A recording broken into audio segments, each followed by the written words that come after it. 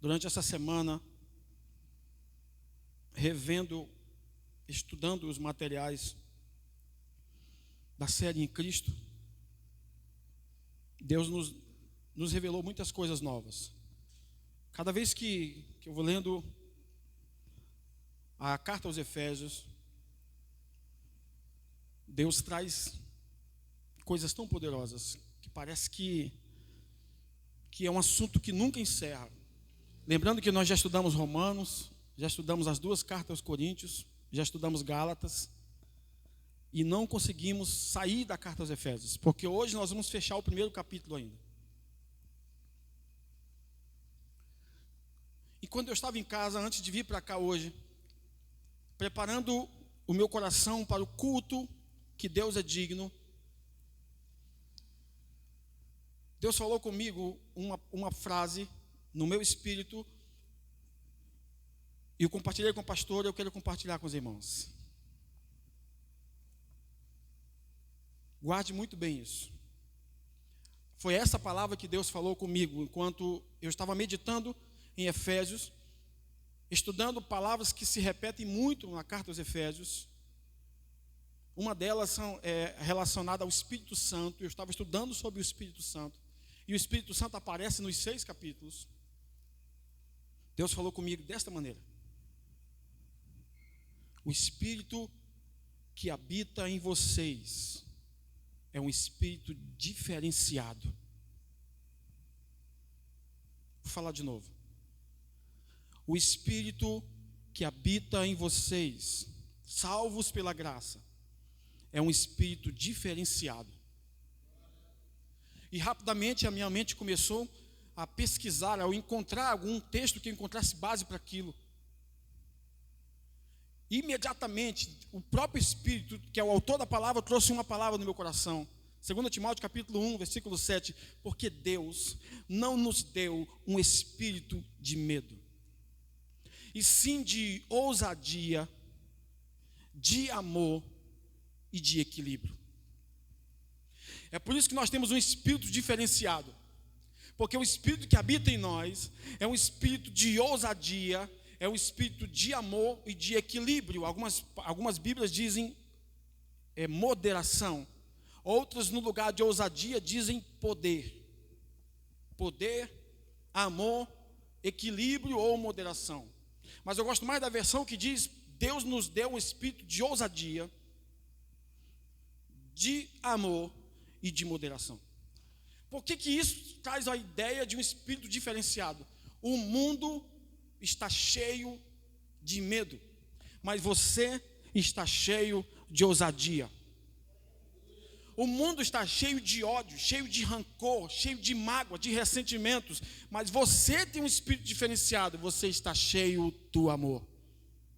O mundo está desequilibrado, as pessoas estão desequilibradas, você não pode discordar delas, você não pode falar nada contra elas estão desequilibradas, qualquer coisa elas querem matar, qualquer coisa elas querem perseguir, mas você tem um espírito equilibrado. Foi tão claro isso para mim, enquanto eu estava me arrumando para vir para cá, que eu disse: Senhor, esse é o espírito diferenciado que o Senhor nos deu? Eu disse: sim, é esse espírito de ousadia, espírito de amor e de equilíbrio. 2 Timóteo 1, versículo 7. E hoje, irmãos, como eu estava falando, sempre que eu estudo essa carta, Deus me mostra tantas coisas. E uma das coisas que eu descobri essa semana, que é algo muito comum na carta aos Efésios, é a expressão fé, esperança e amor. Quando você estiver lendo na sua Bíblia a carta aos Efésios, marque essas expressões. Todas as vezes que falar a palavra fé, marque. Todas as vezes que falar a palavra esperança, marque. Todas as vezes que falar a palavra amor, marque. É porque Deus está querendo nos ensinar alguma coisa. Nós já temos aí estudos preparados para seminários que nós vamos marcar com os irmãos a respeito dos atos do Espírito Santo. Estudando o livro de Atos também, eu fiz uma junção com a carta aos Efésios. Deus já nos deu um tema de um seminário: Atos do Espírito Santo. E nós vamos estudar sobre isso, nós vamos crescer cada vez mais nisso, porque uma das bases da carta aos Efésios é que Deus nos dará um espírito de sabedoria. Amém? Um espírito de revelação e um Espírito que ilumina o nosso coração. É para a gente ter a visão de dentro e não a visão de fora. A visão de fora, ela é limitada pela sua própria capacidade, mas a visão de dentro é diferente, é diferenciada. É por isso que eu estou diante de uma igreja que tem um espírito diferenciado. Deus não falou um espírito diferente. A palavra é mais profunda do que diferente. É diferenciado. É especial, é espetacular, é algo grandioso. Irmãos, eu tenho aconselhado a igreja e todas as pessoas que têm acesso a essas mensagens, estudem a carta aos Efésios. Estudem, que vocês vão descobrir coisas que parecem muito conosco, igreja do Senhor. As cartas de Paulo são fenomenais. As cartas de Paulo são a essência da vida cristã. O Novo Testamento se resume no que Jesus escreveu, no que foi falado sobre Jesus, Mateus, Marcos, Lucas e João. Ali é o Evangelho. Se você quiser aprender a nascer de novo, estude os Evangelhos. O livro de Atos fala para alguém que está cheio do Espírito Santo, alguém que nasceu de novo, agora é cheio do Espírito Santo, estudando o livro de Atos. Mas se você quiser crescer, se quiser amadurecer, estude as cartas. Principalmente as cartas de Paulo. Aí termina com o Apocalipse, que é perseverar até o fim. Isso é o Novo Testamento. Nasce de novo, é cheio do Espírito Santo, amadurece, persevera até o fim. São essas coisas que Deus revela para nós. São coisas simples. Aquilo que parece simples às vezes para você, anote, porque Deus vai falar com você. Deus falou uma frase com você, anote. Nós só temos acesso a essa palavra hoje porque alguém um dia teve zelo de escrevê-la. Sempre que Deus falava com os seus profetas, Ele dizia, escreva. E coma estas palavras. Vai parecer amargo dentro de você, mas vai ser doce. Então escreva. Deus falou uma coisa com você, talvez você pense assim, poxa, isso aqui é tão pequeno. Não é pequeno, guarde. Guarde essa revelação, que quando ela amadurecer, quando ela crescer, como uma árvore, você vai ver e vai dizer, poxa vida, naquele dia Deus estava querendo falar isso comigo, só que hoje é como o rio de Ezequiel, a revelação foi crescendo, ela não está mais nos artelhos, a água também não está mais no joelho, também não está mais nos lombos, agora nós já estamos em águas profundas, porque Deus quer nos levar a um nível de maturidade. A carta aos Efésios nos ensina isso, você é abençoado. Você está sentado com Cristo, você é amado. Isso aqui é o que Deus fez por você. Capítulo 1, capítulo 2 e o capítulo 3. Aí depois ele diz que nós podemos andar, praticar boas obras, que nós podemos imitar a Deus como Pai e que nós podemos vencer todas as coisas. Aquilo que nós fazemos para Deus, baseado no que Ele já fez por nós. E eu fiquei feliz, para não dizer extasiado, quando eu estava estudando a carta de Efésios e comecei a perceber as repetições de fé, de esperança e de amor. Olha, irmãos, eu já escrevi tantas coisas sobre Efésios que vocês não imaginam. Já escrevi 2 livros em cima de Efésios.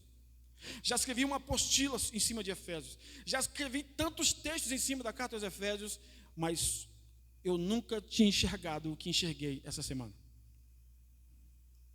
Porque a palavra de Deus é assim, você vai tirando, você vai bebendo. Sabe aquele olho d'água que nunca acaba? Quanto mais você tira, mais tem. Quanto mais você tira, mais tem. Por isso que Jesus disse em João capítulo 5, que Ele vai fazer obras maiores. Que Ele vai fazer coisas maiores a ponto de ficarmos admirados. Começando dentro do nosso coração, fazendo o nosso coração crescer a respeito da revelação que temos da pessoa de Jesus Cristo. De todas as cartas de Paulo, essa aqui é o que eu mais sou apaixonado. Nós ainda vamos estudar muitas outras, porque nós vamos concluir todas elas. E quando nós terminarmos, é como se você tivesse sido formado em uma faculdade no sentido espiritual da palavra, não no sentido secular. Você cresceu na palavra, cresceu na graça e no conhecimento do Senhor Jesus. Eu sempre digo para as pessoas que estão entrando na igreja, ou que estão nascendo de novo, estude as cartas. Às vezes você vê novos convertidos desesperados já querendo aprender Apocalipse. Ele não entendeu nem João 3,16, ele já quer aprender Apocalipse. Por isso que Paulo diz em Romanos 12 que Deus vai dar para cada um segundo a sua fé. O que Ele vai dar para cada um segundo a sua fé? No sentido de maturidade. Deus não pode dar certas coisas para uma pessoa no sentido de palavra, de conhecimento, se ela não tem maturidade para compreender ainda.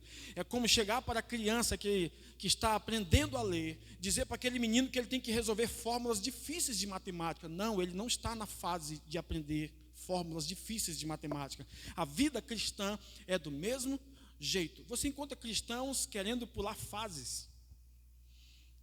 Eu só estou entendendo essas coisas hoje, irmãos, quase 30 anos depois de crente, lendo a Bíblia todos os dias, sem falhar um. Eu só estou entendendo essas coisas hoje. E hoje eu entendi porque eu tinha tanta vontade de escrever, tinha tanta vontade de compreender. Já compartilhei com alguns jovens na igreja, muita vontade, muita sede de escrever, mas eu sabia que faltava uma coisa: eu não sabia nada. A escrita só é possível quando você já sabe alguma coisa. Eu tinha tudo na minha mente, mas não sabia colocar no papel. Deus tem me dado graça. Hoje uma mensagem dessa que eu prego para vocês é o domingo. Eu sempre preparo na segunda e fico estudando durante a semana toda. Questão de 10, 15 minutos, o que eu vou pregar para vocês aqui em 1 hora. Deus me revela, os textos vêm à mente, vem fluindo, o texto vai juntando com o outro e as coisas vão se completando, porque existe um tempo para isso. E a gente não pode exigir que todas as pessoas caminhem no mesmo nível de fé, porque cada um vai entender de um jeito. Mesmo que o evangelho seja unânime para todas as pessoas, cada um vai receber o amor de Deus segundo a sua fé, segundo o seu coração está preparado. Então eu quero perguntar para os irmãos que estão aqui hoje: quantos estão preparados para a palavra nessa noite? Diga amém. Olha para o irmão que está do seu lado e diga assim: dentro de você tem um espírito diferenciado. Vou dizer para todos vocês e para aqueles que vão nos assistir: dentro de você existe um espírito diferenciado. É um espírito de ousadia, um espírito de amor e um espírito de equilíbrio. Pode estar tudo caindo, pode estar tudo acontecendo, mas você tem um espírito de equilíbrio. Imagine a expressão equilíbrio como se fosse uma balança. A balança tem 2 lados, você coloca 1 quilo aqui e o outro aqui. Então existe um equilíbrio. Por que nós somos pessoas equilibradas no sentido espiritual? Porque tem 2 balanças dentro de nós. Um lado da balança chama-se graça, o outro lado chama-se verdade. Graça e verdade. É por isso que nós temos o espírito do equilíbrio dentro de nós. Amém? É como se tivesse uma balança dentro do nosso coração e Deus dizendo: você está cheio do espírito da graça e você está cheio do espírito da verdade. Por isso que somos equilibrados. Graça é o favor de Deus sobre nós. Verdade é o conhecimento que a gente adquire por meio dessa graça ou vice-versa. Que você vai encontrar Paulo dizendo em Colossenses que a graça é conhecida pela verdade. Por isso que não se pode separar uma coisa da outra. Separa-se graça e verdade da lei. Mas graça e verdade caminham juntas. É como café com leite, não dá para separar.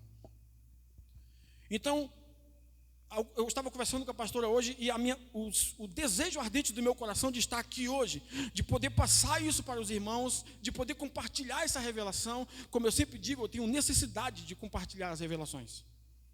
Faço minhas palavras de Lutero: eu preciso pregar para alguém sobre a graça para eu não esquecer a graça. Eu preciso ensinar alguém sobre o evangelho para que o evangelho fique mais firme dentro de mim. A propósito, você só de fato aprende alguma coisa quando você coloca em prática. Caso contrário, você só adquire informações. É como alguém que sabe tudo sobre bicicleta, mas nunca andou na bicicleta. Ele tem conhecimento, mas ele nunca aprendeu.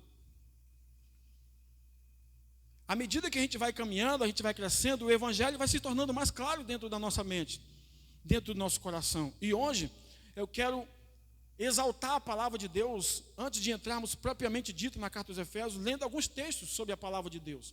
O Salmo 119, versículo 105 diz: lâmpada para os meus pés é a tua palavra e luz para o meu caminho.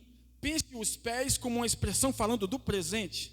Lâmpada para o agora é a tua palavra e luz para o meu caminho é o futuro.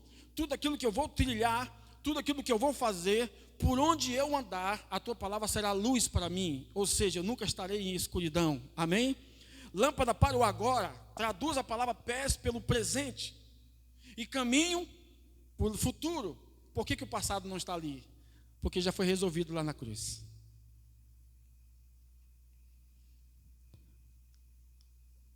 Amém? O evangelho é muito simples, irmãos. É tão simples que chega a ser difícil de passar. Então, eu estava meditando também sobre a importância da palavra de Deus. Cada vez que nós estamos vindo aqui aos domingos, eu estou tentando explicar para os irmãos aquilo que Lucas escreveu em Atos. Ele falando para um homem chamado Teófilo. Teófilo significa amigo da sabedoria. Ou amigo de Deus. Teo, Deus. Filos, sabedoria. Ou amigo, né? Filós, amigo. Então, um amigo de Deus. Não se sabe se era uma pessoa ou se era apenas um pronome de tratamento. Mas Lucas, escrevendo para esse Teófilo, ele diz assim: ó amado Teófilo, eu estou escrevendo para você aquilo que Jesus fez e o que ele ensina. Olha como é lindo isso. O primeiro versículo de Atos. Eu estou escrevendo para você tudo aquilo que Jesus fez e aquilo que ele vos ensinou. Cada domingo eu estou tentando trazer para a igreja algo que Jesus fez. Por isso que eu usei exemplos de pessoas. Usei exemplo de Marta e Maria. Usei exemplo do bom samaritano. Usei exemplo dos discípulos no caminho de Emaús. O que Jesus fez. Efésios é o que Jesus ensinou por meio de Paulo. Sempre fazendo esse paralelo para a gente ter uma visão mais ampla do Evangelho. E hoje eu quero apresentar alguns textos. O primeiro é esse. A palavra de Deus sempre vai ser lâmpada para nós, irmãos. Sempre vai ser luz para o nosso caminho. Por isso que o salmista diz em outro salmo: na tua luz veremos a luz. Na palavra, que é luz, nós vamos ter a luz. A outra palavra, luz, aqui significa direção. Em outras palavras, o salmista está dizendo: pela tua palavra eu serei orientado. Pela tua palavra eu vou caminhar em retidão. Pela tua palavra eu vou viver o Evangelho. Como ele disse para os jovens: como o jovem purificará o seu caminho? Observando segundo a tua palavra. Foi um dos primeiros versos que eu aprendi quando entrei na igreja. Como purificará o jovem seu caminho? Observando segundo, de acordo com o que ensina a tua palavra. E tem um outro texto muito poderoso para exaltar a palavra de Deus. Está em Provérbios 4, a partir do versículo 20, diz: filho meu, aqui Davi falando para o seu filho Salomão. E essa palavra se aplica a nós, porque a palavra é atemporal, ela está fora do tempo. Aplique-se a todas as pessoas. A primeira linguagem que tem aqui é uma linguagem de paternidade. Filho meu, meu filho, atenta para as minhas palavras. Sabe quando o pai está dizendo para o filho: meu filho, preste atenção. O que o pai quer do filho? Não só os olhos, ele quer os ouvidos. Entende assim? Quando o pai diz: preste atenção no que eu estou te falando, meu filho. Olhe aqui para mim, coloque seus olhos no que eu estou falando, mas também os seus ouvidos, porque os seus ouvidos vão ouvir as minhas palavras. Então Salomão, sendo ensinado pelo seu pai, ele disse: filho meu, atenta para as minhas palavras e as minhas razões, inclina o teu ouvido. É mais ou menos assim: renda o seu ouvido, coloque o seu ouvido diante daquilo que eu estou lhe ensinando. E ele continua, versículo 21, não as deixes apartar-se dos teus olhos, guarda-as no meio do teu coração, ou no mais íntimo do teu coração. Davi está exaltando a importância da palavra para o seu filho Salomão. E nós hoje entendemos que esta palavra para a igreja se aplica ao Evangelho de Jesus Cristo. Atente o seu coração, coloque os seus olhos para tudo aquilo que Paulo falou, que Jesus falou, para tudo aquilo que da cruz para frente se aplica a nós, para tudo aquilo que passa pela peneira da cruz. Guarde o seu coração, coloque os seus olhos nessas coisas, que isso vai gerar. O que vai gerar? Ele vai continuar dizendo: porque são vida para os que a acham e saúde para o seu corpo. Então todos os dias, quando você acha a palavra, não que ela esteja perdida, mas quando você lê a Bíblia, quando salta uma revelação daqui, entra no seu coração, você achou essa palavra. Então, quando você acha essa palavra, ela é vida para você. E quando você acha essa palavra, ela é saúde para todo o seu corpo. Amém? Não necessariamente você precisa estar lendo um texto que fala de cura.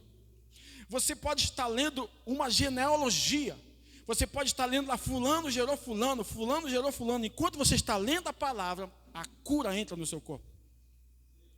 Porque toda a escritura é inspirada por Deus. A palavra de Deus, ela tem esse poder de curar. Sempre quando nós meditamos na palavra de Deus, nós necessariamente precisamos nos sentir mais vivos, mais restaurados, mais revigorados. Aí ele vai fechar a sentença dizendo assim, ó: sobre tudo o que se deve guardar, guarda o teu coração, porque dele procedem as saídas da vida. Sabe o que é curioso? Porque o versículo 23 está dentro de um contexto do versículo 21 para frente. O que posso fazer, pastor, para guardar todo o meu coração? Esse versículo é bastante conhecido desse capítulo. Sobre tudo que você tem que fazer, guarde o seu coração, porque dele procedem as fontes da vida. Bom, como que eu guardo meu coração? Com os versos anteriores, atentando para a palavra.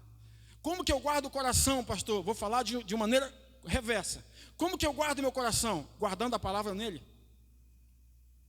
Vou falar de novo. Como que eu guardo meu coração das situações temerosas, do medo, da angústia, da ansiedade? Como que eu guardo? Guardando a palavra nele. Quando você guarda a palavra nele, seu coração está protegido. Amém? Até aqui? É isso que Salomão estava aprendendo com seu pai Davi. E continua. João capítulo 1, versículo 14 diz: e o verbo, aqui a palavra grega é logos, significa palavra mesmo. Palavra escrita. E o verbo se fez carne e habitou entre nós, e vimos a sua glória, como a glória do unigênito do Pai, cheio de graça e de verdade. Olha só, a palavra não foi enviada, a palavra veio. Vou falar de novo que é para a gente compreender. No Velho Testamento, a palavra foi enviada. Vai lá Moisés e diz para o povo que eles têm que cumprir 10 mandamentos. Enviou 10 mandamentos. Na Nova Aliança, a palavra não foi enviada, a palavra veio e habitou entre nós. Cristo é a palavra grega aqui para habitar é tabernáculo. Jesus se fez tabernáculo, Jesus se fez morada entre nós. E qual é a essência dessa palavra, pastor? Graça e verdade. E continuando, João 6,63, Jesus diz: o Espírito é o que vivifica, a carne para nada aproveita. Carne aqui Jesus está falando no sentido de agir pela força do braço, agir pela força própria, ou justiça própria. Isso é carne na visão de Jesus aqui. Aí ele diz assim na parte B: as palavras que eu vos disse são espírito e vida. Sabe, irmãos, nunca saiu da boca de Jesus nenhuma palavra de morte. Mesmo quando ele disse para a figueira: nunca mais nasça fruto de ti. Jesus estava querendo ensinar alguma coisa para os discípulos. Ele estava ensinando sobre o poder da fé. Ali não é como matar uma figueira. A lição ali em Marcos 11 não é como matar uma figueira. É como dizer para o monte: transporta-te e lança-te no mar. Jesus estava ensinando sobre o poder da fé, no sentido de declarar. 3 vezes aparece a palavra dizer. E crer somente uma. Então o que Jesus está querendo dizer? É a fé declarada. Eu creio que sou curado, mas não declaro. Tenho que declarar para que esta figueira seque. Então quando eu começo a declarar, eu digo: mal, eu ordeno que você seque pela raiz, em nome de Jesus. A propósito, Jesus não amaldiçoou a figueira. Quem disse que ele amaldiçoou foi Pedro. Jesus estava vindo no outro dia e Pedro disse assim: mestre, a figueira que tu amaldiçoaste secou. Jesus disse: nunca mais nasça fruto de ti. Porque a figueira simboliza Israel, que havia rejeitado o Senhor. A religiosidade dele só produzia folhas. Então Jesus não quer que ninguém seja religioso. Jesus não quer que ninguém viva produzindo folhas. Jesus quer que as pessoas produzam frutos. Por isso ele disse para aquela figueira: nunca mais ninguém viverá debaixo da lei. A partir de hoje, debaixo do Evangelho, da graça e da verdade. Ainda alguns versos para exaltar a palavra. E ele diz, Hebreus capítulo 4, versículo 12, porque a palavra de Deus é viva e eficaz. Olha só, este livro, ele contém a palavra de Deus. E é uma palavra viva, não é uma palavra morta. Se eu arrancar uma página daqui, não vai fazer sentido nenhum, porque ela vai continuar sendo a palavra de Deus, estando aqui ou não. Não é um livro humano, não é um livro qualquer, é um livro espiritual. Então, o que é a palavra de Deus, pastor? É o que sai daqui, como espírito. Não são as letras que estão escritas aqui, é o que sai daqui e entra no nosso espírito. E isso gera vida. Este livro contém a palavra de Deus. A vida de Deus gera aqui. Aí o escritor diz, ela é viva, antes de tudo ela é viva. Por quê, pastor? Porque é de um Deus vivo. Ela é eficaz, que significa surte o efeito necessário. Ela vai cumprir com o efeito necessário. Agora olha o que o escritor vai dizer. É mais penetrante do que qualquer espada de 2 gumes e penetra até a divisão da alma. Hoje, se fôssemos traduzir espada de 2 gumes, em pleno século 21, diríamos que a palavra de Deus é mais penetrante do que um laser. O laser corta qualquer coisa. Um médico pode fazer cirurgia em uma pessoa morando em outro país, apenas por um computador, por um laser. Mas a palavra de Deus é mais cortante do que um laser. Porque ela entra onde? Aí ele vai falar do espírito, da alma e do corpo. Olha a divisão que ele vai fazer aqui. A espada de 2 gumes, que penetra até a divisão da alma e do espírito. Olha aqui onde está o corpo. Juntas e medulas. Sabe o que é a medula? É aquilo que está salvando vidas hoje. É o que está dentro do osso. É lá onde o sangue é gerado.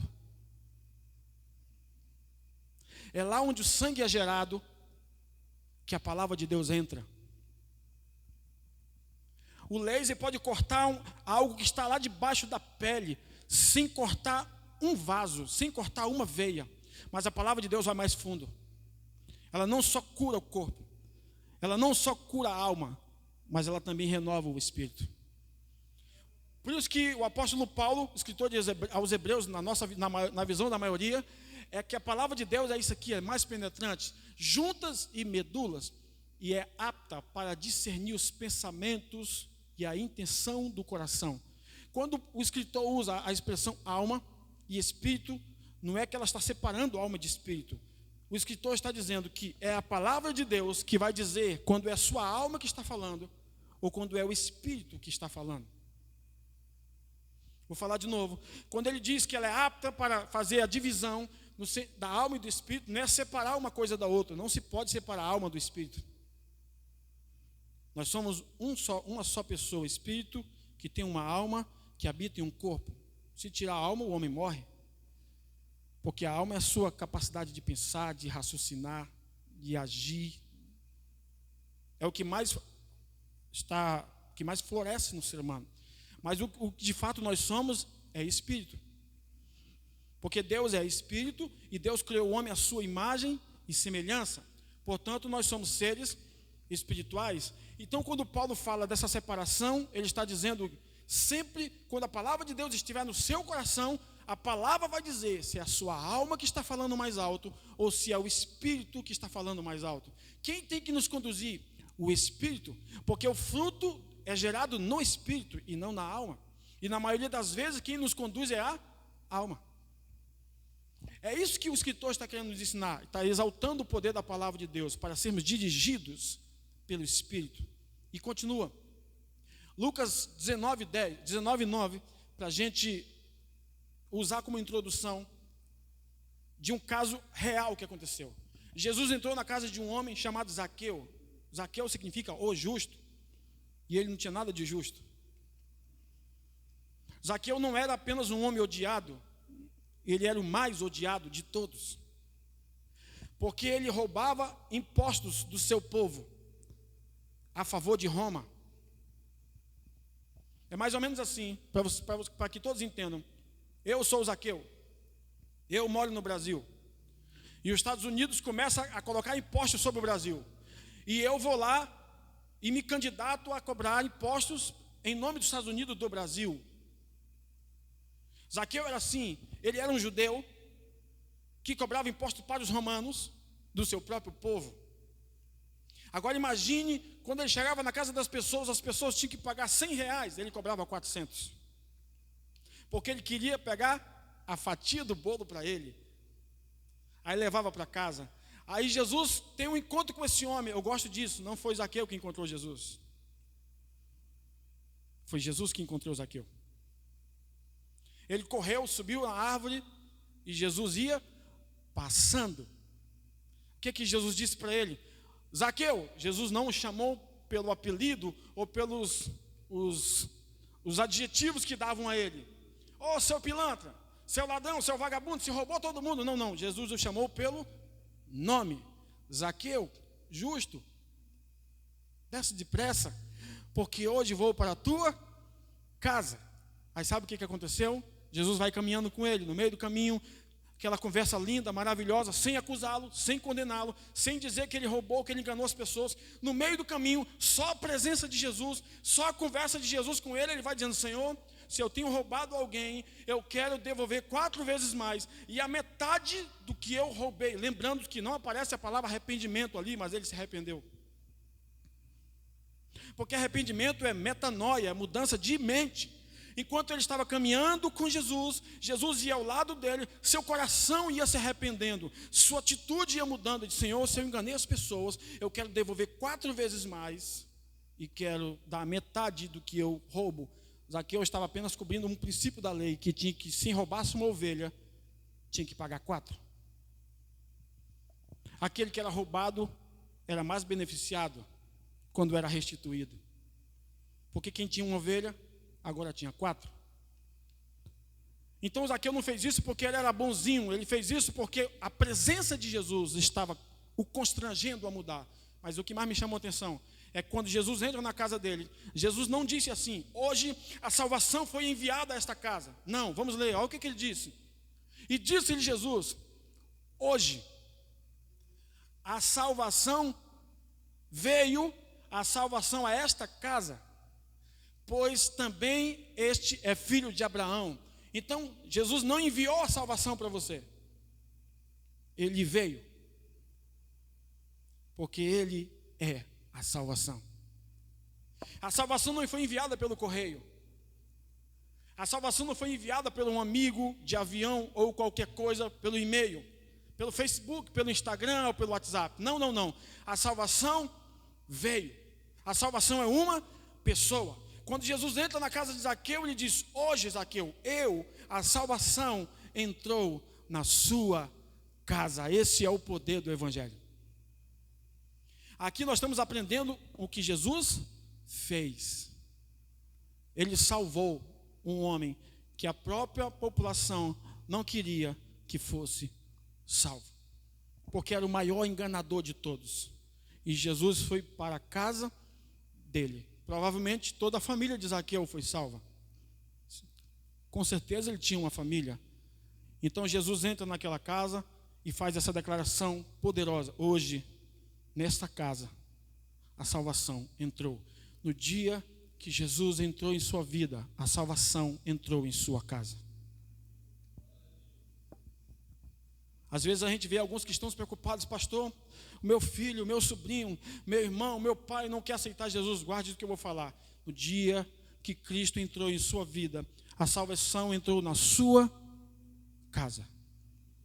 Deus tem planos para toda a sua casa. Só precisa crer nisso. Foi por causa de Zaqueu que toda a família foi alcançada. Foi por causa da história de Atos 10, do Cornélio, que toda a sua casa foi salva. Esse é o poder libertador do Evangelho. Então nós vamos continuar. Como eu estava falando, a carta aos Efésios é uma carta poderosa.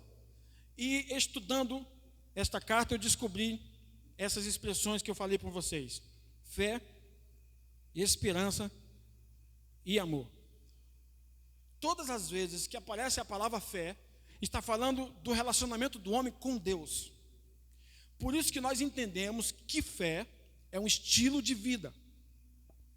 Sempre quando você pergunta para um cristão, se ele conhece pelo menos Hebreus 11, se você pergunta assim para ele, o que é fé? Ele vai dizer, a fé é o firme fundamento das coisas que se esperam, a convicção de fatos que não se veem. Hebreus 11, 1. Ele vai definir fé como isso, só que ele esqueceu de ler o capítulo todo.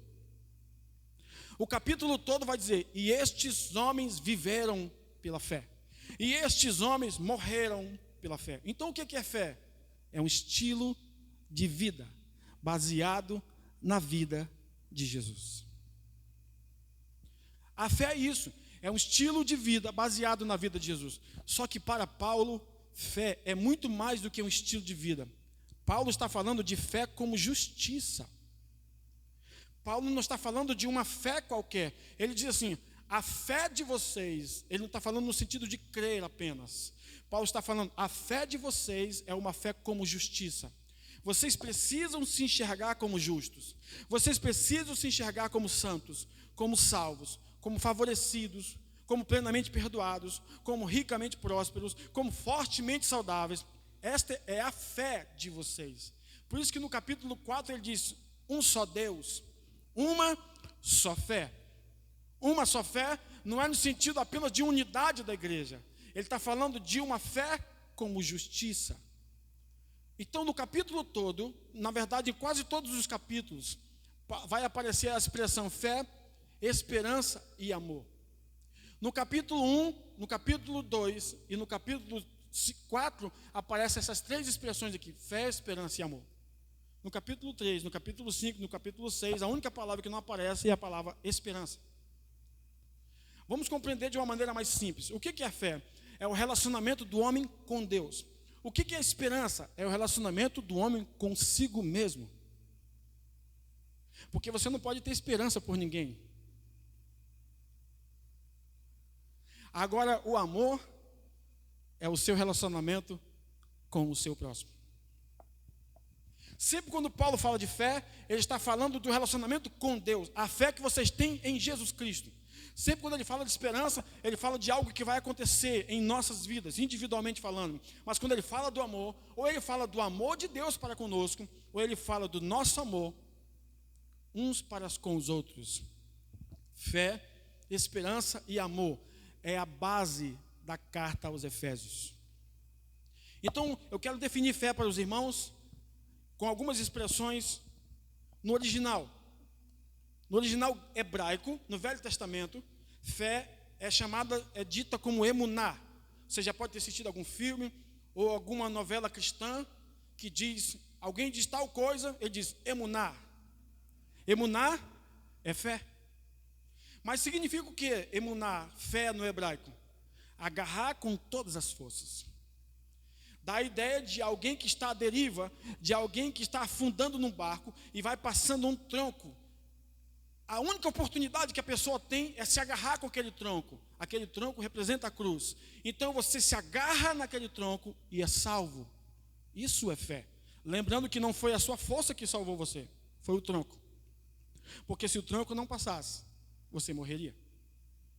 Fé no hebraico, emuná, agarrar com todas as forças.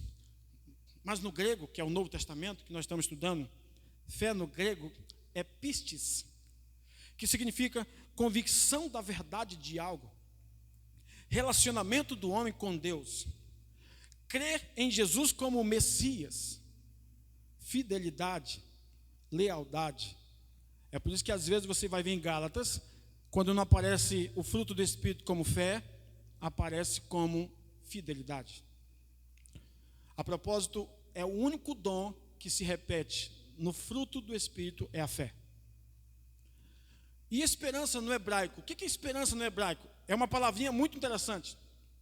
Tikvá. Tikvá em hebraico é olhar esperançosamente em uma direção particular. O que é esperança no hebraico? Tikvá. Olhar esperançosamente em uma direção particular. Qual é a nossa direção particular?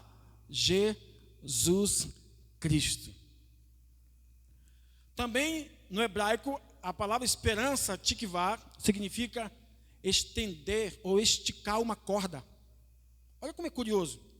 Esticar uma corda, esperança, pastor. Imagine alguém que está caído lá embaixo e você estica uma corda. Foi exatamente isso que Raabe fez. Ela esticou uma corda vermelha, simbolizando o sangue de Jesus, porque a esperança está na corda, no sacrifício de Jesus Cristo para aqueles que estavam caídos. Amém? A palavra esperança no grego é elpis, no hebraico, tikvá, no grego, elpis, que significa expectativa positiva e alegre de coisas boas. Paulo, quando fala da esperança, na nova aliança, ele está dizendo: tenham expectativas positivas e alegres de coisas boas. E enfim, amor no grego, na verdade no hebraico, é ahavá. Ahavá é atitude amigável, gostar. No Velho Testamento, quando aparece a palavra amor, ahavá, significa que Deus gosta, ou que alguém gosta de outra pessoa, ou que tem uma atitude amigável. E enfim, uma das palavras amor no grego é ágape, porque tem 4 palavras no grego para amor: ágape, eros, estorge e filéu. Ágape, amor de Deus. Eros, o amor que o homem tem para com a mulher, ou vice-versa. Estorge ou estorge é o amor sacrificial. E o filéu é o amor de amigo. Por isso que diz lá a igreja da Filadélfia, a igreja do amor fraterno. Explicando essas palavras para a gente compreender a importância do que Paulo está querendo ensinar para essa igreja cheia de fé, cheia de esperança, cheia de amor. Paulo estava dizendo, com outras palavras: vocês são uma igreja que se relacionam com Deus. Vocês são pessoas resolvidas com vocês mesmos. E vocês entendem o amor de Deus e amam uns aos outros. A base de Efésios: fé, esperança e amor. Relacionamento com Deus, relacionamento comigo mesmo, esperança, e relacionamento com o próximo, amor. Era isso que Paulo estava querendo ensinar nessa carta. E aparece em quase todos os capítulos. Avançando para os versos que nós estudamos como revisão. No versículo 7, nós estudamos domingo passado, que fala sobre o perdão dos pecados. Nós recebemos o perdão pleno de todos os pecados, conforme Paulo diz em Efésios capítulo 1, versículo 7. No versículo 8, nós recebemos uma graça que ele chama de graça abundante. No versículo 9, nós recebemos uma vontade que foi revelada. Deus revelou algo para nós segundo a sua vontade, segundo o seu querer. Às vezes aparece uma palavra lá chamada beneplácito, propósito. E Paulo também no versículo 10, que nós enfatizamos bastante domingo passado, diz que todas as coisas, todos os elementos, tanto os que estão no céu, como os que estão na terra, congregam em Cristo. Ou seja, estão sustentados por Cristo. Ontem mesmo, eu estava assistindo uma série sobre os planetas, e um dos estudiosos lá disse que tem um meteoro que está prestes a atingir a Terra. Mas eles não sabem dizer quando, talvez daqui a milhões de anos. E eles não têm explicação por que ainda não atingiu. Não só este, mas outros. Mas Paulo explica no versículo 10. Não é Freud que explica, é Paulo que explica. Paulo explica porque em Cristo todas as coisas se convergem, congregam. Ele sustenta todos os elementos do céu e da terra. E aliás, nós, muito mais do que as coisas, congregamos em Cristo. E você quer ver uma coisa poderosa? Abrindo parênteses dentro disso, Paulo diz em Romanos que o universo clama, geme pela manifestação dos filhos de Deus. Não é manifestar no sentido de fazer alguma coisa para o mundo. Não é manifestar no sentido de evangelizar o mundo, como foi interpretado muitas vezes. Não. A palavra manifestar ali significa o arrebatamento da igreja. O mundo caiu quando Adão pecou. Os planetas, os asteroides, tudo que existe no mundo, as estrelas, clamam o arrebatamento. Por quê? Porque eles serão renovados. Todas essas coisas clamam o arrebatamento da igreja. Somente o arrebatamento da igreja fará com que todas essas coisas sejam redimidas. Olha o poder que existe, irmãos. Todos os dias a criação de Deus está clamando: Maranata. A criação está clamando: vem, Senhor Jesus. Porque nós precisamos ser redimidos. Por quê? Porque em Cristo tudo se concentra. Todo o poder, toda a autoridade está em Cristo para redimir todas as coisas. E ele continua no versículo 11: somos sua herança. Nós somos herança em Cristo. No versículo 12, pertencemos a ele. E para nós avançarmos, no versículo 13, ele diz: selados com o Espírito Santo. E nós já entendemos qual é o contexto que Paulo fala de selados. Primeiro ele apresenta o evangelho da verdade, e ele diz assim: o evangelho da vossa salvação. Olha como isso é forte. Vocês foram salvos, portanto, depois de salvos, vocês são selados. Em outras palavras, está garantido que vocês são salvos, e vocês não podem perder essa salvação. Porque agora vocês estão selados pelo Espírito Santo. Aí depois ele usa uma outra palavra, penhor.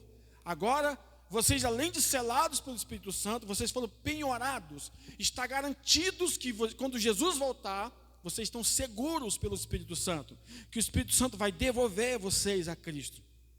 Selados para confirmar a salvação, penhorados para aguardar o retorno do Senhor. Quando Jesus voltar, o Espírito Santo vai dizer: Senhor, aqui está a igreja que te pertence.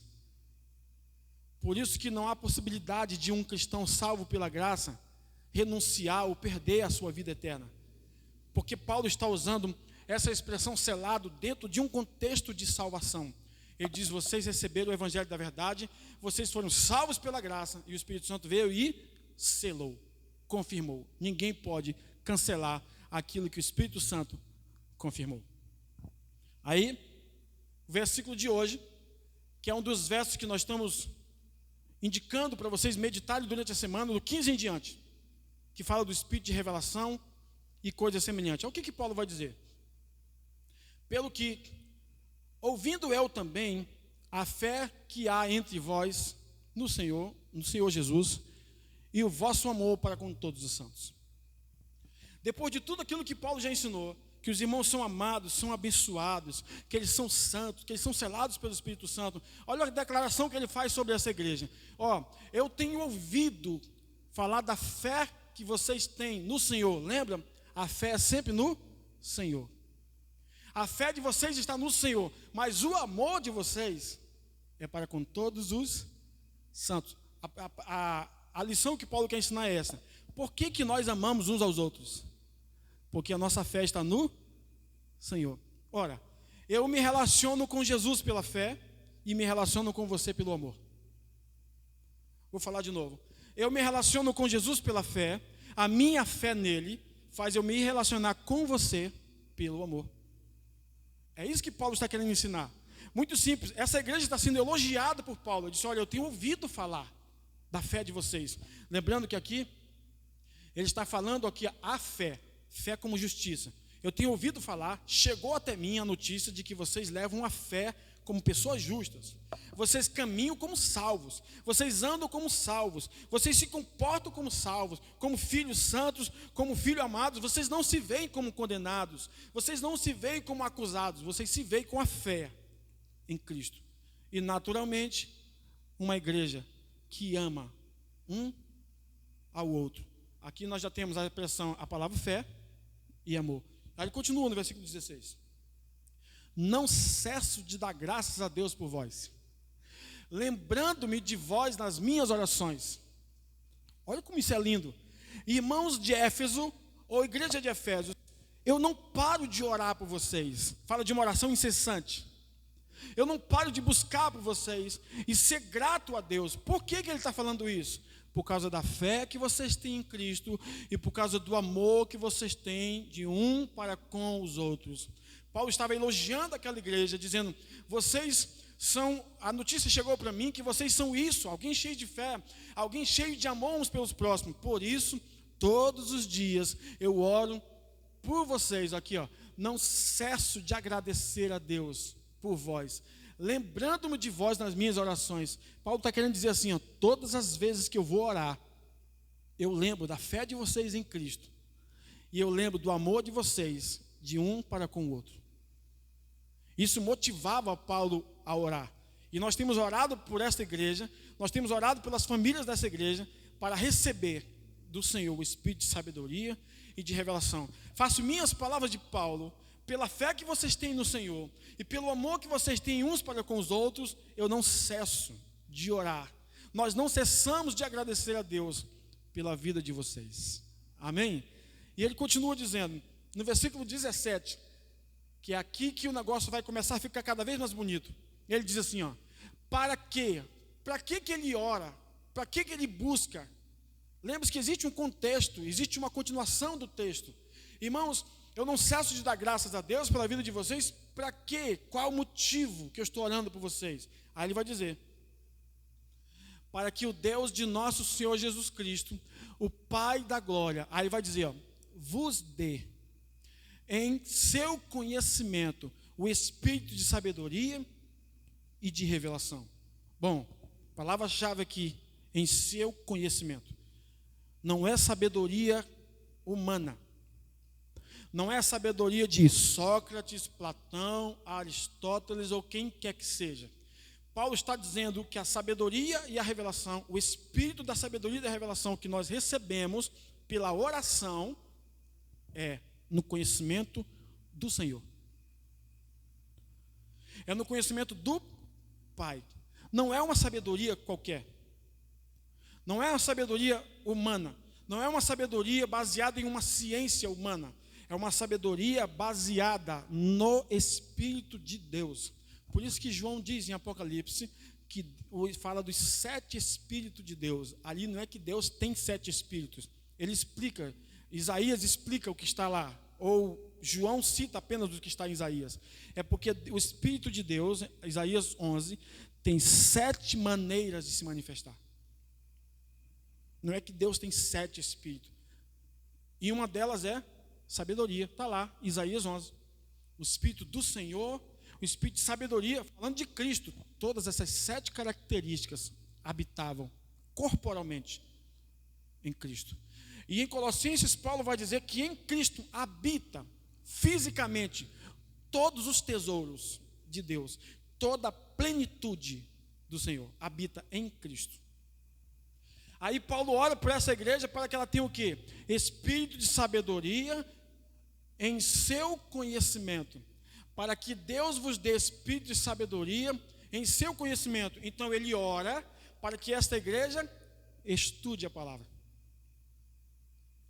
Ele ora para que essa igreja receba sabedoria por onde? Pelo conhecimento do Senhor. 2 maneiras de nós conhecermos a Deus. Uma das maneiras é pela palavra escrita, que nós chamamos de logos.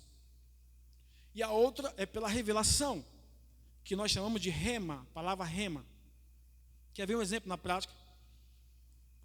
Em Mateus capítulo 3, Jesus foi batizado por João Batista. O Espírito do Senhor veio, desceu sobre ele e permaneceu nele.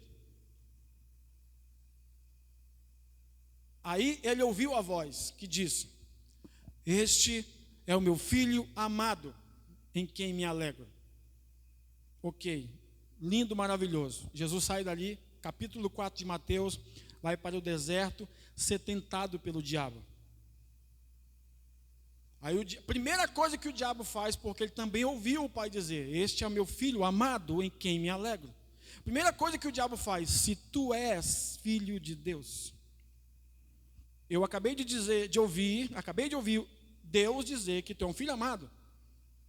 Mas se tu és filho de Deus, ele omitiu o amado, transforma essas pedras em pães. Bom, Jesus tinha a revelação do amor de Deus. O Pai me ama. Mas ele não só o venceu pela revelação do amor de Deus por ele. Ele o venceu pela palavra escrita. Mas também está escrito: nem só de pão viverá o homem, mas de toda palavra que procede da boca de Deus. Jesus está citando Deuteronômio. Então ele venceu o mal como? Pela revelação do amor de Deus duas maneiras de vencer o diabo: pela revelação do amor de Deus por você, mas também pela palavra escrita. Alguma enfermidade está querendo atingir o seu corpo. Você vai dizer assim: olha a enfermidade, espírito de enfermidade, o Senhor me ama. Mas eu vou declarar Isaías 53 agora: o Senhor levou sobre si todas as minhas dores. O mal tem que sair em nome de Jesus. Porque nós vencemos o mal pelo Logos, palavra escrita, mas também vencemos o mal pela revelação.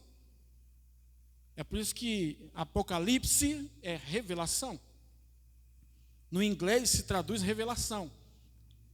Apocalipse é grego. Significa o quê? Revelação. O que tem lá no primeiro versículo? A revelação de Jesus Cristo. Quando você tem a revelação de Jesus Cristo, você vence o mal. Então o que Paulo está querendo ensinar para essa igreja e para nós hoje?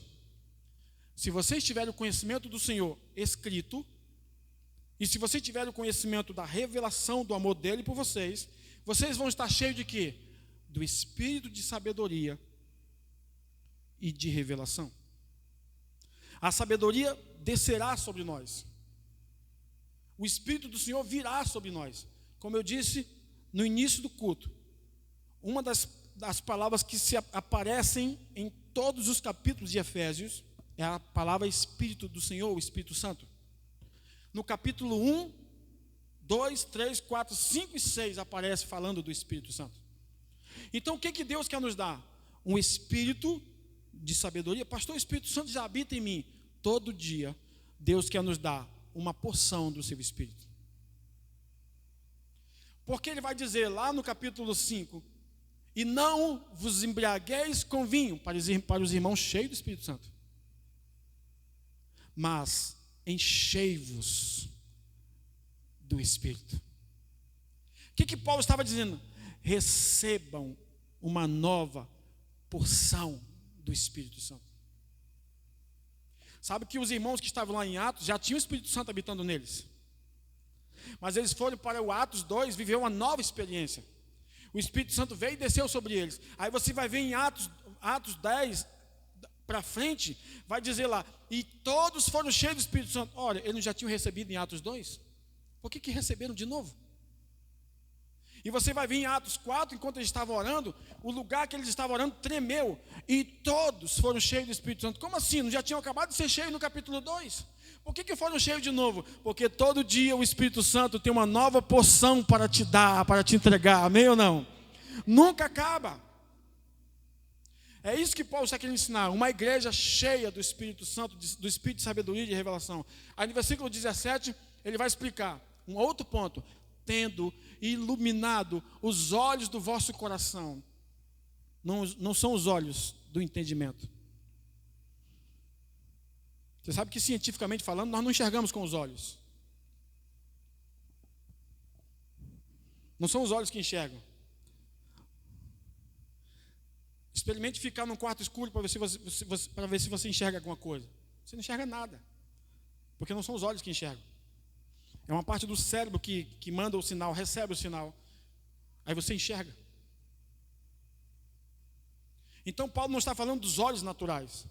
Paulo está falando dos olhos do coração. Ele diz assim, que os olhos do vosso coração sejam iluminados.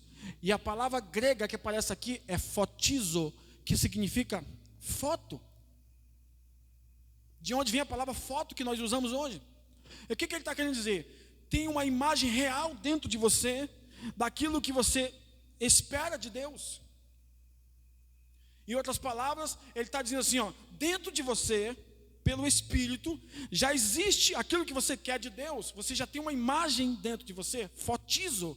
Seu coração já foi iluminado, agora apenas declare. Isso me faz lembrar o que Jesus disse em João capítulo 5, quando curou um paralítico, que estava há 38 anos esperando um milagre. Ele disse: eu não faço nada que eu não tenha visto o meu Pai fazer. Ora, estava todo mundo ali enfermo, mas por que naquele dia só aquele homem foi curado? Porque Jesus viu o Pai curando aquele homem, e Jesus foi lá e o curou. Todos os outros poderiam entrar nas águas por conta própria, Pela sua força eles podiam ser curados, mas aquele era o único que não tinha forças. Onde abundou a fraqueza, onde faltou forças, a graça veio e disse: agora é comigo. Aquele homem não tinha capacidade nenhuma de ser curado. Jesus disse: quer ser curado? E sabe onde que ele estava? Num tanque chamado Betesda, casa, Tesdar, Hased, casa da graça. Aquele homem estava na casa da graça. Jesus olhou para ele e disse: você que está na casa da graça, você quer ser curado hoje ou não? Ele ficou de pé, claro, depois de dar desculpas: Senhor, não tem ninguém que me coloque aqui dentro, porque eu já estou aqui há muito tempo. Vai um e pula na minha frente e é curado. Aqueles que eram curados porque podiam com suas próprias forças. Deus viu que somente um homem ali não podia ser curado pela sua própria força. Aí é que entra o Evangelho da Graça. O Evangelho da Graça não é para os fortes. O poder de Deus se aperfeiçoa na sua fraqueza. Se você tem uma fraqueza, tem graça fluindo para você. Amém? Então Paulo está querendo nos ensinar muitas coisas, falando que Deus vai iluminar os olhos do nosso coração, para que nós venhamos saber o que, pastor? Perceba que Paulo está sempre explicando uma coisa em cima da outra. Para que os olhos do nosso coração vão ser iluminados? Aí Paulo vai falar 3 coisas. Primeira, para que vocês saibam qual seja a esperança da sua vocação. Primeira coisa, para que você descubra, saiba a esperança da sua vocação. E essa semana eu fui a um salão cortar um cabelo, sempre onde eu vou com um rapaz, já corta comigo alguns dias. A propósito, eu fui o primeiro cliente dele há quase 2 anos. Aí eu percebi que ele disse assim para mim: pastor, eu estou indo para a igreja, estou bem lá, graças a Deus, mas eu sofro com a situação de que eu não sei qual é o meu ministério.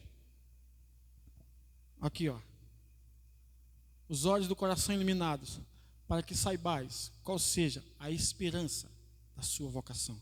Eu não sei qual é a minha vocação. Eu disse: o que você faz? Se eu corto o cabelo. Ele disse: essa é a sua função. Mas sabe qual é a tua vocação? Teu ministério? Glorificar a Deus naquilo que você faz. As pessoas estão sofrendo dentro das igrejas porque elas acham que vocação tem a ver com microfone. Elas acham que ministério tem a ver com pregar, tem a ver com cantar, tem a ver com fazer alguma coisa. Ministério é o que você faz para a glória de Deus. Vou falar de novo: se você dá aula, para a glória de Deus. Se você advoga, para a glória de Deus. Se você ensina as pessoas a dirigir, como temos o irmão ali, para a glória de Deus. Se você cozinha, para a glória de Deus. Se você cuida do cabelo da mulherada, para a glória de Deus. Esse é o seu ministério.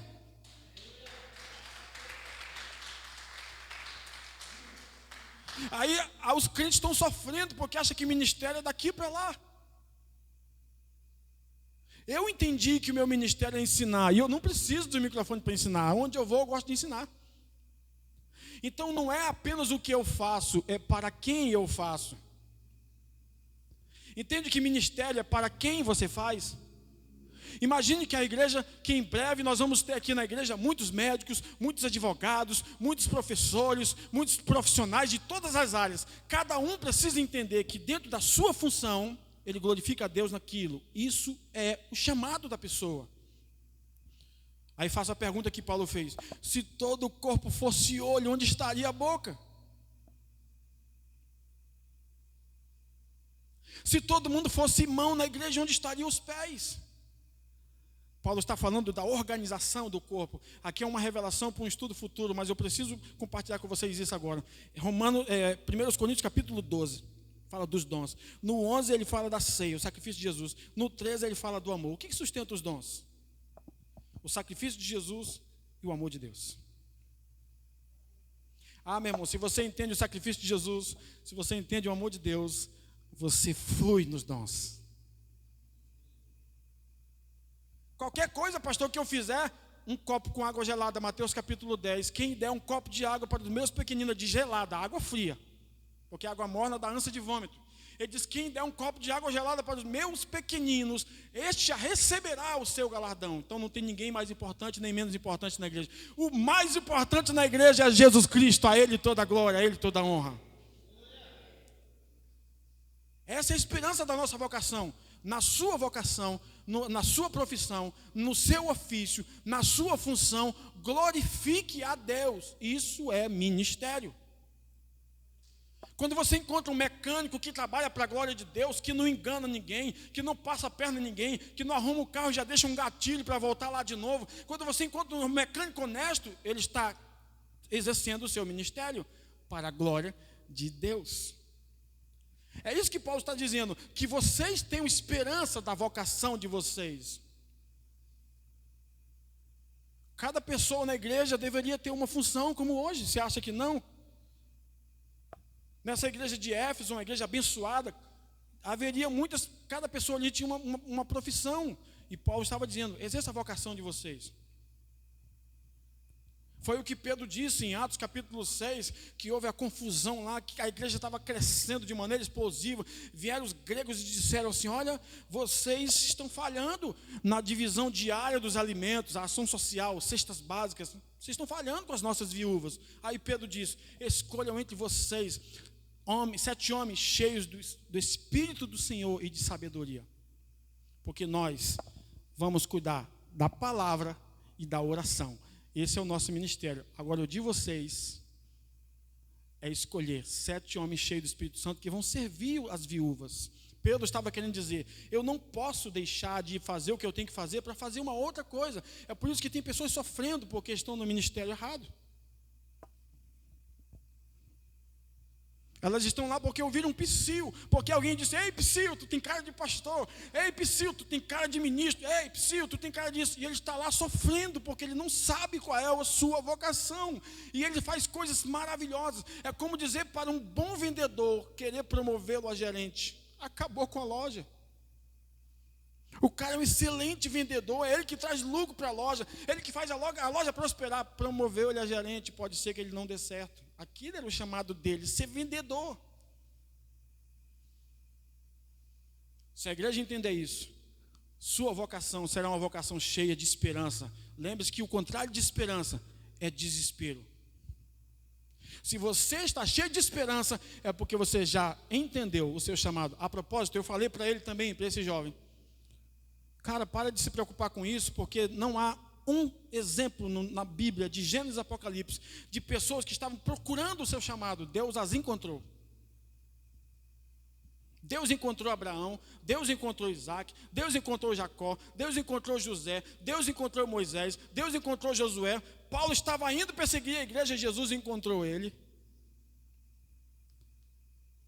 Percebe que é Deus que nos encontra no nosso chamado, não somos nós que estamos desesperados, tentando descobrir o chamado de Deus para nossas vidas. Quando você fica tentando descobrir, você sofre por isso. E principalmente aqueles que estão na função errada, mesmo com boa intenção. Então o meu conselho é: meu irmão, sabe qual é o seu ministério? É aquilo que você faz com brilho nos olhos, é aquilo que você faz com amor. É mãe com brilho nos olhos, cozinha para os filhos com brilho nos olhos, é pai, educa os seus filhos. Isso é ministério, é o que você está fazendo naquele momento ou permanentemente. Esse é o seu chamado. Ser bênção na vida dos outros para a glória de Deus. De forma resumida, chamado é ser bênção na vida dos outros para a glória de Deus. Amém? O mundo precisa entender isso, principalmente o mundo cristão. E Paulo diz: a esperança da sua vocação e quais, olha aqui, os olhos do coração de vocês são iluminados, para que vocês conheçam a esperança da vocação de vocês e quais as riquezas da glória da sua herança nos santos. Existe algo poderoso nos santos.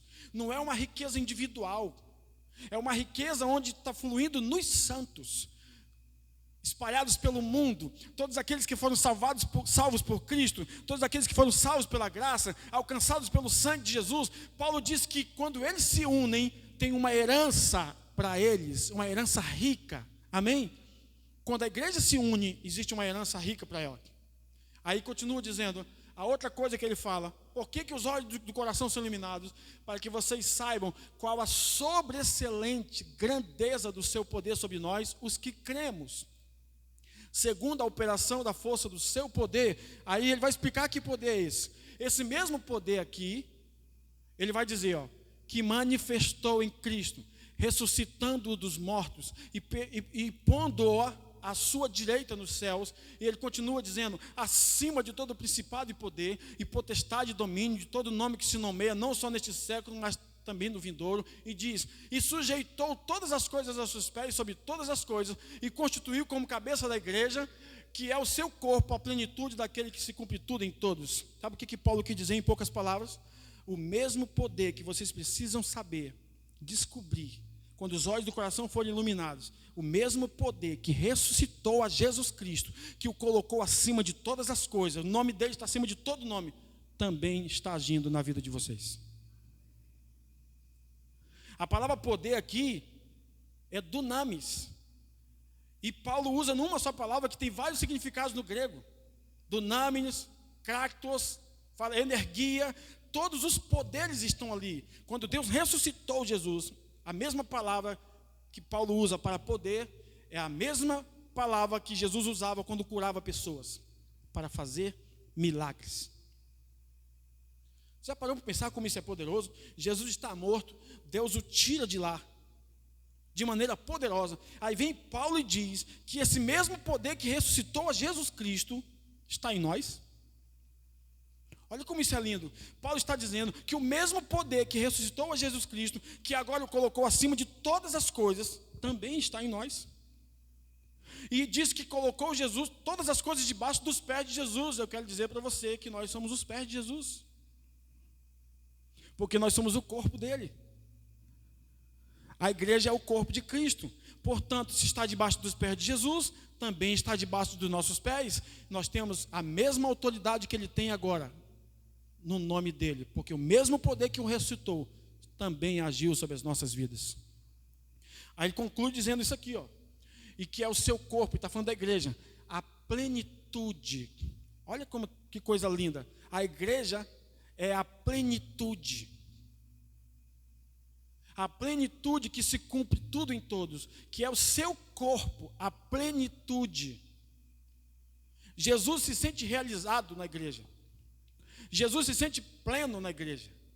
Jesus se sente feliz na igreja. Jesus se sente contente na igreja, porque na igreja ele é pleno. Você nunca vai ver um corpo andando por aí sem cabeça,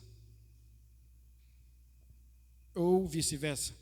Às vezes Paulo diz que Jesus é o cabeça da igreja, e às vezes ele diz que ele é a cabeça do corpo. A cabeça do corpo está falando de organismo vivo, que conduz a igreja. Para onde a igreja vai? Porque é a cabeça que comanda. Cada gesto que eu estou fazendo aqui é o meu cérebro que está dizendo o que eu tenho que fazer. Cabeça. Ele conduz a nossa vida. E o cabeça, o que é o cabeça? É ele que lidera as nossas vidas. Ele é a, ele é o. Ele é a porque é ele que nos dirige. Mas ele não só dirige a nossa vida, mas também ele lidera as nossas vidas. E para fechar o capítulo 1, domingo que vem nós vamos estudar o capítulo 2. Vamos repetir essa frase que eu tenho falado aos domingos. Eu falo e vocês repetem. Diga, viva o seu posicionamento em Cristo, baseado na sua posição em Deus. Agora diga para a pessoa que está ao seu lado, viva o seu posicionamento em Cristo, baseado na sua posição em Deus. Resumindo tudo, Deus te abençoou, você foi assentado com Cristo, Deus te amou. Sua posição em Deus. Você anda praticando boas obras, você imita a Deus como filho e você vence todas as batalhas. Seu posicionamento. Viva o seu posicionamento, o que você faz por tudo aquilo que Deus já fez por você. Amém? Vamos preparar o nosso coração.